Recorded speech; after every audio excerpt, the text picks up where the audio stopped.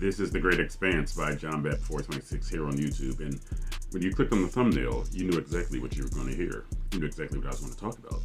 But filming it live, there's still the suspense that I have. There's still the tension. There's still the excitement. Because I'm talking about Loki Season 2's episode premiere, Ouroboros. You heard me. The title of the episode is Ouroboros. And as I said, this is the opener to Season 2 of Loki. Now, judging by the trailers, I said it's very energetic, very frenetic pace, and I like that. And I said I wanted to see some new stuff because it looked like they were like kind of going through the same old shtick from the. And when I say same old shtick, that's not a knock on the first season. You know, same time doors, same officers. What's her name? B-15, and the other ones with those sort of like football uniforms on. Mobius has the same suit. Loki has the same outfit on. And I was like, let's change it up a little bit so it can feel different. Boy, was I wrong. Even still being in the TBA, you know, that large, I'm just call it a habitation. It looks like it's almost infinite. You know what I'm talking about? It looks like New York and The Fifth Element. You know, things going through like space and flying cabs and all that good stuff. This felt so different. Like the direction. I'm sorry. I have to look this up because I talked about this because I actually recorded a live reaction. I mean, I wasn't ever going to air it because it was done on my computer, and you know how the camera quality is on a computer. But I was just so raving about this episode. Yeah, let me just give it a grade right now. A+. A+. And I rarely give out A+. But to me, this was perfect. Now, what do I mean by perfect? I had no complaints about this episode. None. Even with some of the predictability of it, it really just makes this a very fun episode. I enjoyed this episode so much that I stayed till the very end credit. There is an end credit scene too. And again, when I do reviews, I'm trying to streamline it so that I'm not just retelling the whole story. I kind of want to just hit the great points and then, you know, go back to... you know, I don't want to branch too far, you know, just to keep it in line with Loki off the time stream and just talk about this point and that point, the sacred timeline. But anyway, I want to know who directed this because they deserve a whole bunch of credit. Okay, so it says a directing duo, Justin Benson and Aaron Moorhead. Okay, anytime I hear the name. This has nothing to do with Loki or comic book stuff. Anytime I see or hear the name Moorhead, I think about high school when we had a substitute teacher and they passed around an attendance sheet. We used to put all kind of crazy names on there, and somebody came up with Craven Moorhead, and I'm gonna leave it at that. Okay. Anyway, Justin Benson and Aaron Moorhead. I hope they're directing the entire series. Ladies and gentlemen, and non-binaries. I enjoyed this so much that it's almost hard for me to talk about it right now. Pause. Because I literally just came upstairs after watching it.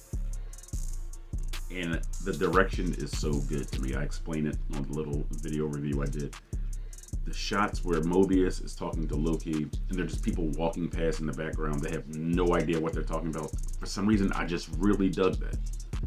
There's a shot where Mobius and Loki are they're talking about something. I don't remember exactly. And the scene ends and it lowers to the floor and you just see like the reflection. They're still talking. For some reason, I just really enjoyed that. I do not know why. The time, it's called time slipping. Ouroboros explains that. Ouroboros is the Asian gentleman with the glasses. That's like, no, in the trailer and all that other good stuff.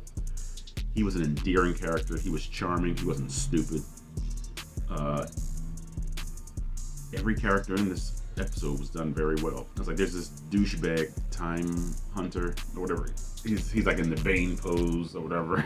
I think they threw that in there on purpose because I don't remember if that pose was ever like done before Batman Begins, because Bane is emulating, you know, Ra's al Ghul. Okay, spoiler. But anyway, so anytime I saw him doing that, like when the elevator doors closed, I was like, this guy really has like a high opinion of himself. But you know, Renslayer, you know, she vanished. She went through a time door, and for all times, always. the season 1 finale, and we don't see her or know where she went. So now the TVA is being governed by somebody called the Judges Council. It's these 3 old fogies.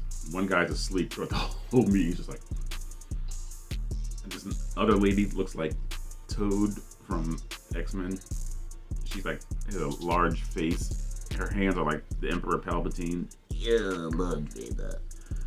And the other one looks like Frau Farbissina from Austin Powers. And it might even still be, be the same actress. But these 3 fogies are the Judges Council now that Judge Renslayer is gone. So the episode opens with the shot of Kang. You know how it ended with a shot of Kang in the TVA? Well, it opens with a shot of Kang. You see like a full-on, whatever the term is, like his face, and it fades. And then you see all the activity of the TVA behind him.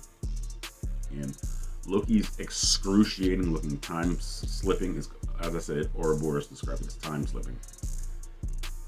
He's going back and forth in the future and the past of the TVA. That's why when he returned, Mobius and B-15 had no idea who he was. And you know, Owen Wilson's character was like, "Who are you? What are you doing? Like, just tell me your name." Okay, and that's where we open. And I really appreciate the care they took to make sure that we start off right where we ended, because this episode has so much like gravitas to it. A great word for the greatest man by John Bat 426. It has so much energy. There's so much seriousness, even in the campy tone. It's campy, but it's awesome. And as I said, there's one moment of predictability. And again, I'm not going to just like run through the entire episode.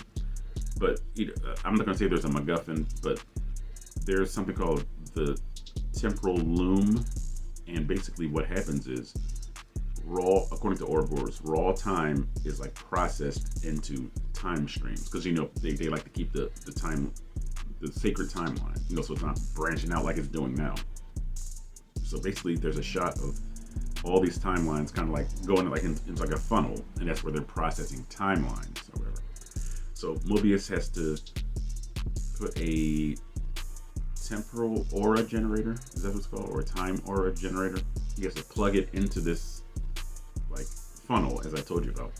And Loki has to go back, and this is the only way to stabilize Loki so he's not time slipping. And you know, that scene is a little predictable, but it doesn't matter because it's great. It's the execution. Justin, Aaron, I really applaud you guys because I'm still geeking out about this. Tom Hiddleston was great. Owen Wilson was great. I'm trying to think of Ouroboros. He's a very charming and endearing character. I'm just trying to think. They don't really leave the TVA, so it's all set in the TVA. Now, there's an end credit scene that is outside of the TVA, and I think we see glimpses of that in the trailer where Sophie's going to a McDonald's in 1982. Spoiler, I'm spoiling it right now. She goes back to a McDonald's in Broxton, Oklahoma. Marvel comic fans, you should know the importance of Broxton, Oklahoma, because that's where the Asgardians settle in the comic books after the Siege storyline. So it wasn't in Norway. In the comics, it was in Oklahoma. Okay, and actually, some of the Asgardians were negotiating with Dr. Doom to bring the Asgardians to Latveria in the comic books. So that's why it's important, you know. And I went off on that little time branch, you know, away from the review, just to talk about how awesome Marvel Comics is and how we really need to incorporate all these other people. About Fantastic Four, because, you know, they purchased Fox. Fantastic Four, Doctor Doom, Galactus, Silver Surfer, the X-Men, Magneto, Apocalypse, Juggernaut. We need to get them in here now. Okay. Now, I said this while I was filming my reaction to the Loki Ouroboros episode. Darn, I forgot that fast. Anyway, but I just enjoyed this so much. The direction was so on point to me. That was scary how fast I forgot that point. But I highly recommend it. Again, this might be the only time I've ever given an A+ to like a movie or like a project or whatever. This was so good. I'm fully on board for Loki season 2. I would recommend that you guys watch it immediately. Okay. And if you guys like my review, again, I try not to just do a retelling anymore when I do a review. I just kind of want to hit the highlights, talk about what I appreciated about it or what I didn't appreciate it about it. So that, these videos won't go so long, you know what I mean? So if you appreciated my review, if you agree with it, if you disagree with it, leave a dissertation in the comment section if necessary. And you know where those dissertations and comments go, down there. Do your part and I'll do my part. To the Great Expanse by John Bet 426 can and will expand. It's in the name. And it really is in the name because my mind is expanding because of how great Loki Season 2, Episode 1, Ouroboros is. Awesome. Okay, and the thought just came to me. What I said was, the tone of this first episode, it felt like a new direction for the MCU. And I said, this probably should have kicked off Phase 5. Because the tone of it is just so different from all the previous phases. This would have been the ideal moment to kick off Phase 5 rather than starting it with Ant-Man and the Wasp: Quantumania. Like, sometimes, and again, I'm not in a position to tell anybody what to do, okay, but like, sometimes you really have to go for quality over quantity. Sometimes you really got to buy out contracts so that you don't put out anything that feels like fluff or just filler, so that the quality can shine through at the beginning. You know what I mean? Because I also said that Loki Season 1, For All Time Always, should have ended Phase 5. Should have ended Phase 4. If we would have started with this with Phase 5, like, the cohesion would have just been there, and people wouldn't have been like, well, they lost their direction in Phase 4 of the MCU. A lot of people said that, it felt a little directionless. But if Loki would have ended Phase 4 and started with Phase 5, I guarantee you that all this angst, all the sort of like detractors or naysayers of the MCU, we probably wouldn't be having that much of a problem. Okay, because I think Guardians of the Galaxy 3 still would have came out.